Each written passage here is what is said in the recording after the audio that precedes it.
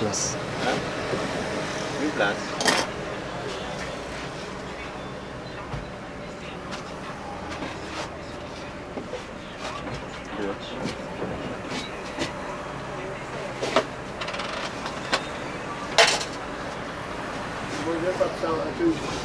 Voilà.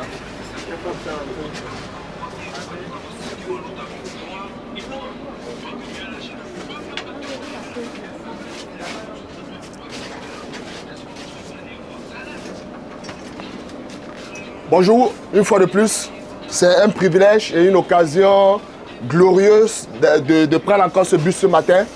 Et comme le Saint Paul pouvait dire, si j'annonce l'évangile, ce n'est pas pour moi un sujet de gloire, mais la nécessité m'en est imposée. Et malheur à moi si je ne le fais pas. Donc ce matin, je me prénomme Cyril et j'ai l'habitude de prendre toujours le bus et d'annoncer la bonne nouvelle. Parce que si nous n'annonçons pas la bonne nouvelle, les âmes ne seront pas sauvées. Si nous n'annonçons pas l'évangile, les âmes ne seront pas sauvées. Et c'est pour cette raison, ce matin, je suis avec vous dans ce bus pour partager les saintes écritures avec vous. Et sans plus tarder, pour ceux qui ont le courage de prendre les androïdes et de prendre un verset biblique que nous allons lire tout de suite, sans plus tarder. Pour ceux qui ont le courage, je parle bien du courage, parce qu'il faut le courage pour le faire.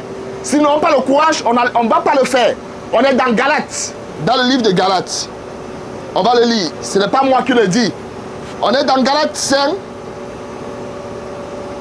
Galates 5. Il faut avoir du courage, bien-aimé. Si tu es dans ce monde, c'est pour un but. Tu n'es pas dans ce monde au hasard. Tu es dans ce monde pour adorer ton Créateur, pour adorer Dieu. Et si tu n'adores pas Dieu, tu vas passer l'éternité loin de sa face. Parce que nous ne sommes pas éternels. Un jour, on va quitter cette terre. Un jour, nous allons quitter cette terre. On est dans Galates, comme je disais tantôt, Galates 6, à partir du verset 19. Je vais lire dans le nom de Jésus-Christ de Nazareth. La Bible dit, les œuvres de la nature humaine sont évidentes.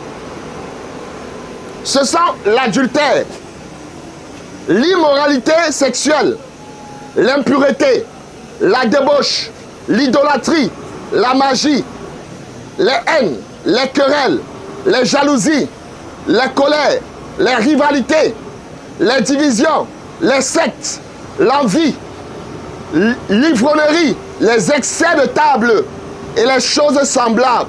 Je vous préviens, comme je l'ai déjà fait, ceux qui ont un tel comportement n'hériteront pas le royaume de Dieu. Amen. Ça, c'est une parole digne d'être dit Amen. La Bible est claire. La Bible nous dit une information et cette parole sort de la bouche de Saint Paul. Il dit quoi? Ne vous y trompez pas. Tous ceux qui pratiquent le péché n'hériteront pas la vie éternelle. Et nous avons cité certains péchés. Je ne sais pas si quelqu'un a le courage de reprendre avec moi. La Bible dit les adultères, les ivrognes, les menteurs, les fornicateurs n'hériteront pas le royaume de Dieu. Donc tu peux appartenir à n'importe quelle religion que tu veux. Parce que nous sommes dans un siècle où des personnes se cachent derrière la religion. Et ils se disent qu'ils vont être sauvés. Mais l'apôtre Paul est clair dans ses écrits. Il dit que ceux qui pratiquent de tels péchés n'hériteront point le royaume de Dieu. Alléluia. Alors il n'y a pas de courageux dans ce bus. Alléluia. Amen. Ceux qui pratiquent le péché n'hériteront pas le royaume de Dieu. Et je ne sais pas dans quel péché tu te trouves ce matin. Je sais que la jeunesse est plongée dans la masturbation. Je sais que la jeunesse est plongée dans les avortements. Je sais que la jeunesse est plongée dans le concubinage. Je sais que la jeunesse est plongée dans les relations sexuelles illicites avant le mariage. Bien-aimé, une fille qui commet ou un homme qui commet des relations sexuelles en mariage, on appelle ça quoi? On appelle ça quoi? Non, il n'y a pas les courageux. On appelle ça la fornication. Et la Bible est claire. Les fornicateurs n'hériteront point le royaume de Dieu. Même si tu as pris ta première communion et tu as ta 10e communion, même si tu as pris ton baptême il y a 10 ans, laisse-moi te dire, si ce matin tu es dans la fornication et que tu ne te repens pas, tu meurs comme ça, c'est l'enfer qui va t'accueillir. Alléluia. Amen. Non, il n'y a pas de courage, je n'entends pas vos voix. Ce matin, on prêche l'évangile. Un évangile qui n'est pas mélangé. Un évangile qui est pur. Un évangile qui sort du ciel. La Bible dit, les idolâtres n'hériteront pas la vie éternelle. Qu'est-ce que l'idolâtrie? L'idolâtrie, c'est quoi? Je vais expliquer en français facile. L'idolâtrie, un idolâtre, c'est celui qui adore un objet, c'est celui qui adore un être humain plus que son créateur. Aujourd'hui, il y a tellement d'idolâtrie, il y a tellement d'idolâtres, même dans nos bâtiments d'église, même dans les congrégations, on nous enseigne l'idolâtrie. Vous voyez quelqu'un, il se prosterne devant les sacs de ciment. Qu'on dit la Vierge Marie. Marie n'est plus vierge. Marie n'est plus personne ne repart. Bien aimé, l'idolâtrie, c'est un péché qui va nous conduire où? La Bible est claire, les idolâtres n'hériteront pas la vie éternelle. On voit aujourd'hui dans nos assemblées des hommes qui se mettent à genoux devant les pasteurs. Bien aimé, les idolâtres n'hériteront pas la vie. C'est pour cette raison ce matin, si dans tout ce que je suis en train de citer ce matin, je te retrouve, il est temps que tu te repentes véritablement avant qu'il ne se fasse trop tard. Aujourd'hui, on retrouve une jeunesse plongée dans l'immoralité. Et qu'est-ce que j'appelle l'immoralité? Vous allez voir des relations. Lorsqu'on parle de sexe, c'est dans le cadre du mariage. Lorsqu'on parle de sexe, c'est dans le cadre du... Quelqu'un, vous allez voir des personnes, ils font la fellation. Aujourd'hui, la jeunesse a perverti les relations sexuelles. La fellation n'est pas de Dieu. La fellation, c'est une immoralité qui amène les hommes en enfer. Et je vais encore citer une autre immoralité, c'est la pornographie. Ceux qui pratiquent la pornographie, qui regardent la pornographie à longueur de journée, il y a des sites comme XXX, j'en passe. Bien aimé, tous ceux qui visitent ces sites-là et qui se plaisent dedans, bien aimé, je vous dis, votre place ne sera pas là-haut. Parce que là-haut, c'est pour les saints. La pornographie, c'est une immoralité qui amène les hommes en enfer. Alléluia. Amen. C'est pour cette raison ce matin, il est temps de se repentir véritablement. Si tu es dans la pornographie, si tu es abonné au site pornographie, si tu es abonné au site XXX, il est temps de sortir de là et d'accepter le sang de Jésus et d'accepter l'agneau de Dieu qui ôte le péché du monde. Autrefois, j'étais aussi plongé dans ce site. Mais lorsque j'ai rencontré la personne dont je vais vous présenter ce matin, lorsque j'ai rencontré Jésus-Christ de Nazareth, bien aimé, il a radicalement changé ma vie. Et il est impossible pour moi de pratiquer le péché. Parce que la pratique du péché, la Bible nous dit quoi? Le salaire du péché, c'est là. Mort. Le salaire du péché, c'est là. Mort. Mais le don gratuit de Dieu, c'est la vie éternelle en Jésus. Jésus, ce matin, ne veut pas te condamner pour ton péché. Mais ce qu'il veut ce matin, c'est que tu prennes conscience que le péché que tu pratiques dans les ténèbres, lorsque personne ne te voit, lorsque personne n'est avec toi, laisse-moi te dire, c'est ce péché qui t'amènera en enfer si tu ne te repens pas.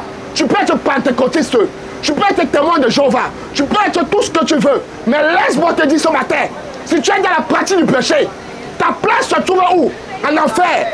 Il est maintenant important pour toi de sortir de ce gouffre, de sortir de ce piège que l'ennemi t'a tendu avant qu'il ne se fasse trop tard. C'est pas quoi? C'est pour cette raison, Jésus, lorsqu'il commençait son ministère, Jean-Baptiste, lorsqu'ils ont commencé leur ministère, il disait à ceux qui l'écoutaient, repentez-vous, car le royaume de Dieu est proche. Bien aimé, le royaume de Dieu est proche. Beaucoup disent, où est ce Jésus? Tellement on l'a fouetté, est-ce qu'il va revenir? Mais je veux dire à quelqu'un dans ce bus, que de la même manière il est parti, il reviendra. Il reviendra pour deux choses. Il reviendra pour sauver ceux qui l'appartiennent. Il reviendra pour juger ceux qui sont rebelles à sa parole. Bien aimé, il n'y aura pas de favoritisme. Tu peux être belle, tu peux être brune, tu peux être noire, tu peux être beau garçon, tu peux être tout ce que tu veux. Mais il n'y aura pas de favoritisme. Il ne va pas regarder la couleur de ta peau ce jour. Il ne va pas regarder la couleur de tes habits ce jour. Mais ce jour-là, bien aimé, il te dira, il te posera une question. As-tu mis ma parole en pratique? C'est la question qu'il va poser à tout le monde. Est-ce que nous avons mis sa parole en pratique? Ce matin, tu connais ta vie. Tu connais ce que tu traînes à longueur de journée. Tu connais ta vie que tu mènes dans les ténèbres. Tu es encore chez ta mère, mais tu as déjà 3 enfants à 18 ans. Tu es encore chez tes parents, mais tu as déjà 10 enfants à 18 ans. Tu es même déjà polygame avant même d'être marié. Je m'adresse comme ça aux femmes qui passent le temps à voter, à jeter des présidents dans les WC. Il est temps que vous repartez véritablement. L'avortement, bien aimé, c'est un péché qui amène à la mort. Parce que le salaire du péché, c'est la mort. Le salaire du péché, c'est la mort. Mais le don gratuit de Dieu, c'est la vie éternelle en Jésus. Et je veux me tourner ce matin pour ceux qui travaillent. Parce que moi-même, je travaille. Par la grâce du Seigneur. Mais qui passent le temps à falsifier les papiers. Qui passent le temps à voler le patron. Je vous dis, la Bible dit, le vol. La Bible dit, les voleurs n'irriteront point le rang des... Les voleurs. Nous sommes des nations où le vol est de plus en plus répandu. Nous sommes des nations où le vol est de plus en plus accepté. Nous sommes des nations. Lorsque quelqu'un n'a rien fait, il a au moins volé 10 milliards. Lorsqu'il n'a rien fait, il a au moins volé 100 milliards. On reconnaît les Camerounais, même à l'étranger, comme des bons voleurs, comme des bons escrocs. Il est temps, si je te trouve dans ce cas-là, il est important pour toi ce matin de commencer à demander pardon au Seigneur avant qu'il ne se fasse trop tard. Pourquoi? Avant qu'il ne se fasse trop tard. Parce que le Seigneur a réservé un jour où il va juger les vivants et les morts. Et le Seigneur a réservé un jour où chacun va quitter cette terre. On n'est pas éternel. Un jour, nous allons quitter cette terre. Mais il est important et capital que nous posons la question, où vais-je passer l'éternité? Où passeras-tu l'éternité? Hein? Le ciel, on ne l'achète pas avec des billets de banque. Le ciel, on ne l'achète pas avec des francs CFA. Parce qu'il y a beaucoup ici, là. Parce qu'ils donnent le dîme chaque dimanche. Parce qu'ils donnent, ils sont fidèles aux dîmes que le pasteur demande. Ils se disent que non, ils ont rempli leurs conditions. La dîme ne t'amènera pas au ciel. Alléluia. Amen. La dîme ne t'amènera pas au ciel. Il y a une seule parole. Il y a une seule condition pour aller au ciel. C'est de marcher dans la sainteté. Et la Bible dit dans le livre d'Hébreux, Hébreux 14, à partir du verset 12, ou bien Hébreux 12, si je me trompe pas, à partir du verset 14, recherchez la paix avec tous et la sanctification, sans laquelle personne ne verra le Seigneur. La Bible nous recommande de rechercher la paix avec tous et la sanctification, sans laquelle personne ne verra le Seigneur. Il est important que nous mettons tous nos efforts à rechercher la paix. Parce que beaucoup ne sont pas en paix. Il y a des personnes, ils vont à l'église le dimanche, mais ils se retrouvent, il se pourrait qu'ils ne parlent pas à leurs cousins, qu'ils ne parlent pas à leurs frères de même sang. Justement à cause de quoi? La haine. La haine a rempli les cœurs. La haine a rempli les vies. Je vous dis une vérité. Tous ceux qui sont dans la haine, tous ceux qui pratiquent la haine, bien-aimés, n'irriteront pas la royaume des cieux. La haine. Avec qui tu n'es pas en paix? Ton père, ta mère. On nous enseigne dans les églises que si ton père est sorcier, ta mère est sorcière, il faut la quitter. Ça, c'est la sorcellerie. Elle t'a allaité pendant tout au long de ta vie. Elle t'a allaité. Ça lui est passé de te tuer. Hein?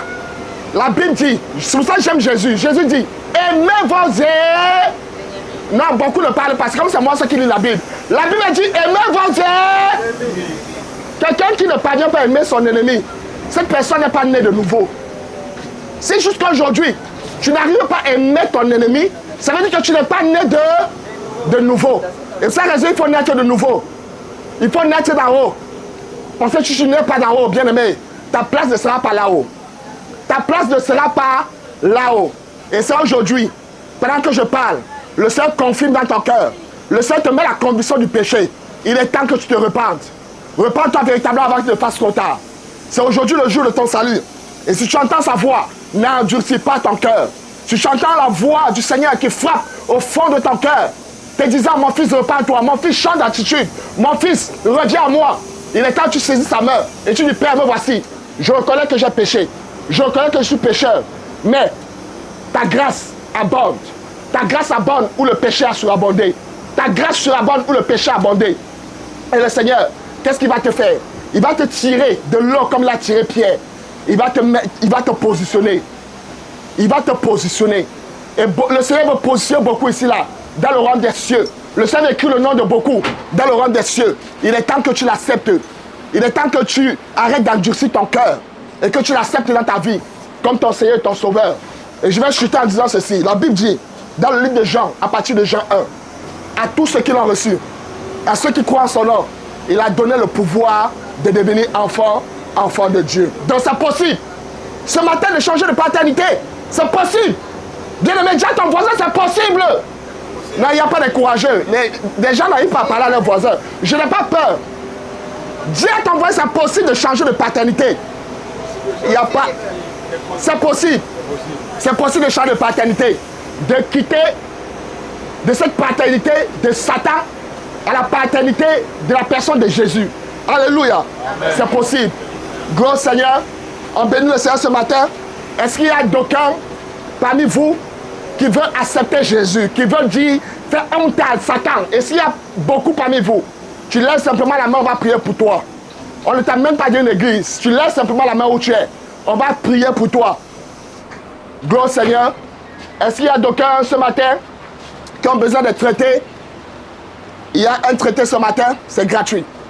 Tu peux simplement le lire. Gloire au Seigneur. Est-ce qu'il y a un courageux là? Le vieux, bonjour. Je suis dans la joie quand je te rencontre. Parce que je sais que je ne suis pas seul. Amen. Alléluia. Amen. Jésus est Seigneur. N'hésitez pas, je ne vous demande même pas un seul franc. Il n'y a même pas un seul franc, je ne vous demande rien. Ce que je vous demande aujourd'hui, je vous en supplie, réconciliez-vous avec le Créateur. Réconciliez-vous avec votre Créateur. Tu peux prendre un?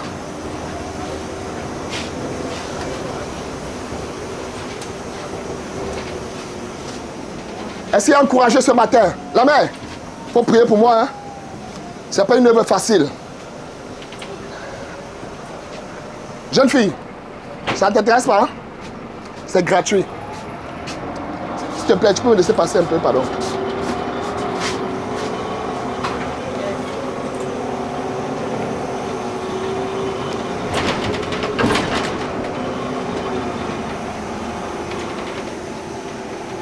J'ai vu Jésus changer les gens de la rue. J'ai vu Jésus changer des voyous. Des gens qui étaient des voyous, j'ai vu Jésus les transformer. Donc rien n'est impossible à Jésus. Il y a quelqu'un qui sort. Ah d'accord. D'accord. Mon ami, c'est un patron, il se lève pas tôt.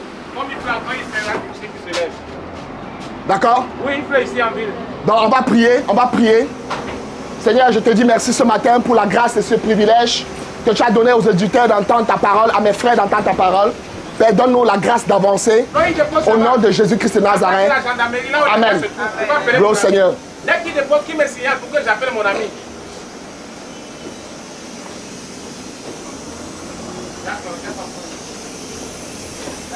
Tu as vu?